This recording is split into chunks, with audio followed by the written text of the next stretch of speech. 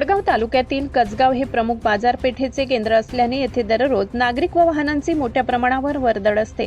मात्र बसस्थानक परिसर व स्टेशन रोडवर वाढत्या अतिक्रमणामुळे वाहतुकीची गंभीर समस्या निर्माण झाली असून अपघातांचा धोका वाढत चाललाय। स्थानिक नागरिकांच्या म्हणण्यानुसार काही दुकानदारांनी दुकानांसमोर अनधिकृत अतिक्रमण केले आहे।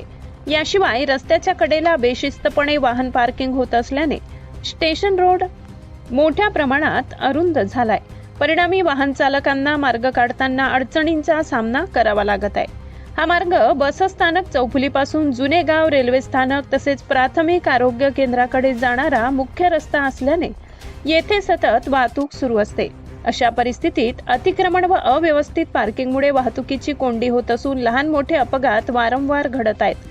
काही अपघातांमध्ये नागरिकांना गंभीर दुखापती झाल्याने परिसरात भीतीचे वातावरण निर्माण झाले आहे। नागरिकांनी अनेक वेळा संबंधित प्रशासनाकडे तक्रारी करूनही अद्याप ठोस कारवाई झालेली नाही, त्यामुळे प्रशासनाच्या भूमिकेबाबत नाराजी व्यक्त केली जात आहे।